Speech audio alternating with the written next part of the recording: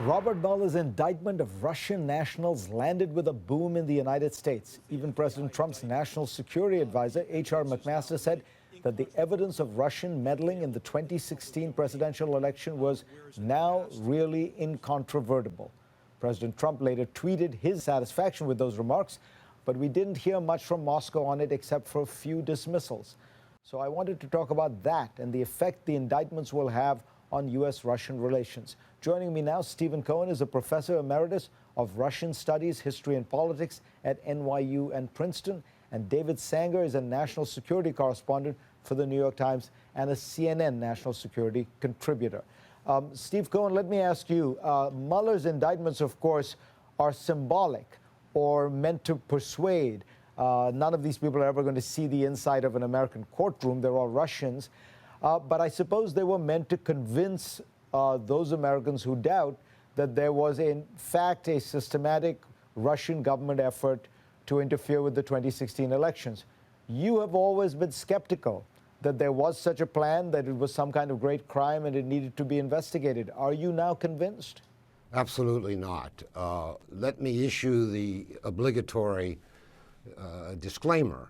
I am not, nor have I ever been, a supporter of Donald Trump, but I am a supporter of facts.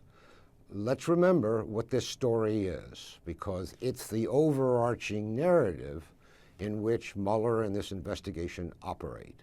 According to the story, Russian leader Putin directed a kind of attack, they say, on American democracy in 2016, which included stealing Mrs. Clinton's emails and disseminating them, as well as these social media activities by Russians that Mueller is now investigating. What is being said is that President Trump was put in the office or abetted by the Russians, and people go on to say that he is therefore in some way under the control of the Kremlin and therefore treasonous. So I see here two crises, and with this I'll stop. One, a crisis of the American presidency. This has never been said by an American president before, so far as I know. And secondly, a crisis of American-Russian relations, because we are now in a Cold War much more dangerous than the preceding one, and we have to ask ourselves, if we don't trust our president to keep us out of a nuclear conflict or any kind of war with Russia, are we doomed? And these are the consequences of what we call Russiagate, for which I can find no factual evidence. David Sanger, no factual evidence. The Mueller 37-page indictment did have a lot of facts in it.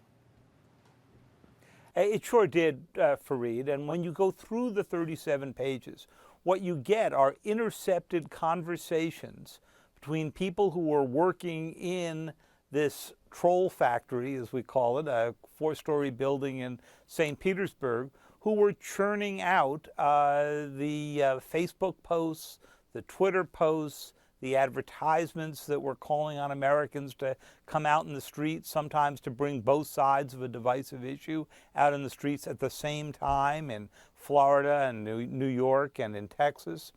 And clearly, Mr. Mueller had access to some intercepted American intelligence. He didn't say where some of this came from. And it appeared, if you read the indictment carefully, that they've also turned some people who they didn't name, but who were participants in all of this. So I don't think there's much of a question that it happened. Now, to Mr. Cohen's question, did it affect the election? Has it created a crisis? We don't know, and Mueller does not state that it had any effect on the election. And I think the reason the president was so upset with General McMaster, his national security advisor, is that he didn't restate what Vice President Pence said, which was it had no effect on the election. We simply don't know what the effects were, and we may never know that. Let me point out, the so-called troll factory in St. Petersburg began as a strictly commercial operation a number of years ago to promote the guy's restaurants.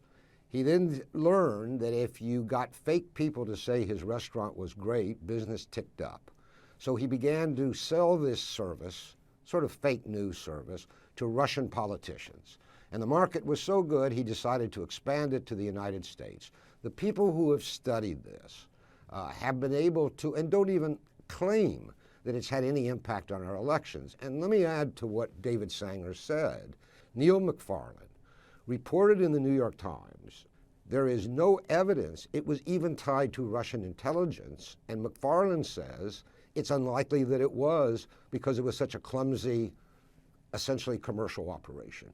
Now, are we really going to endanger the American presidency and our relations with Russia with what is not truly, so far as we can see, hard intelligence, factual, but scuttlebutt?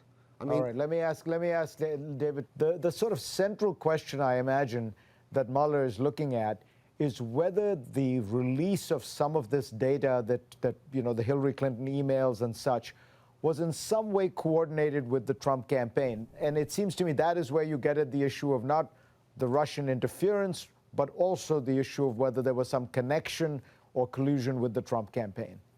It's a very good question, Fareed.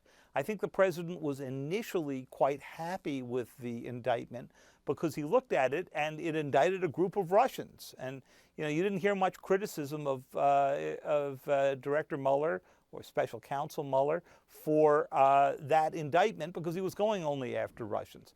The next indictments may well look at the, we don't know this for a fact, but we believe that one of the things he's looking at are these intelligence agency connections that went into the DNC and into John Podesta's emails.